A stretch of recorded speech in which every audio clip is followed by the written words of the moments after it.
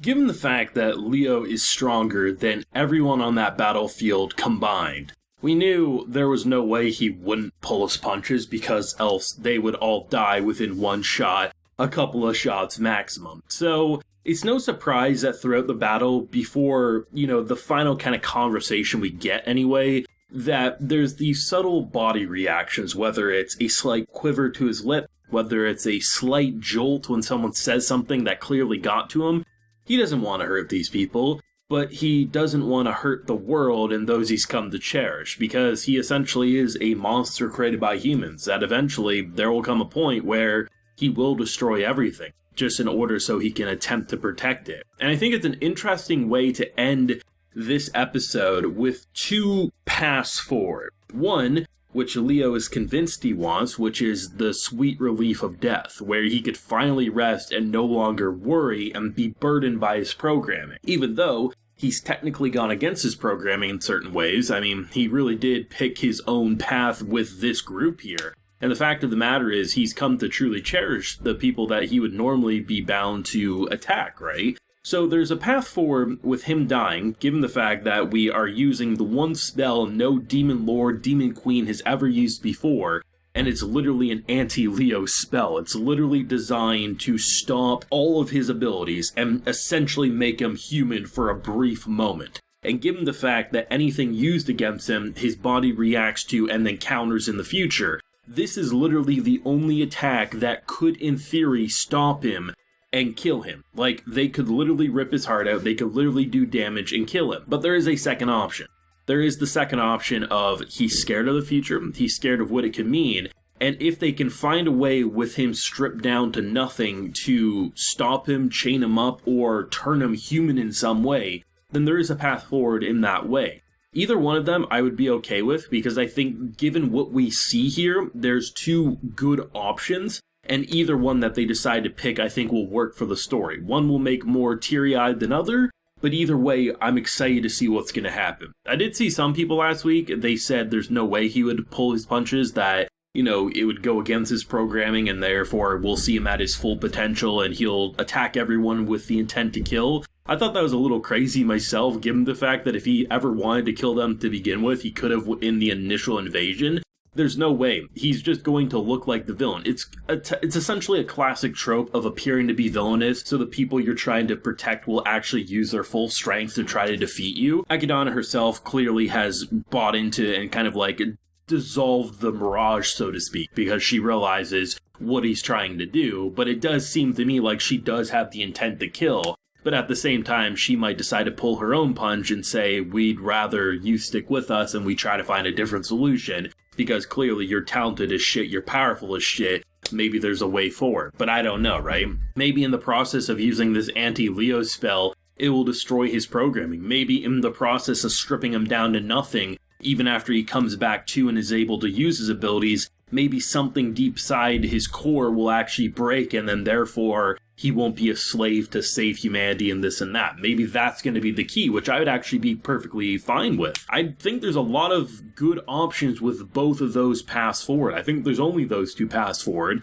Him dying and them getting the Philosopher's Stone, an open-ended sort of season, or this spell somehow stops him and breaks his programming and they find a solution in an open-ended fashion to leave the story off in that kind of way. And either one I'd actually be very happy with, but it was painful. I mean, characters like Lily and even Mernes, just everyone just really not getting it, right? I mean, some definitely saw through it more than others, but the idea of like, if you really felt this way, you wouldn't have helped to rebuild us. You wouldn't have gave us this advice. And to see each of them, I think Edward was probably my favorite because he never hated in that moment. I think a lot of characters would, given the fact that, oh my god, you betrayed my trust, this and that. But he's saying, even after everything you're doing here, after everything you've done for me prior, it's because of what you've done for me that I basically cherish you like a brother, and that's why I'll put you to rest, because you've clearly gone off the deep end, not because he hates him or anything like that. No matter what he did, no matter what he said, none of them ended up hating.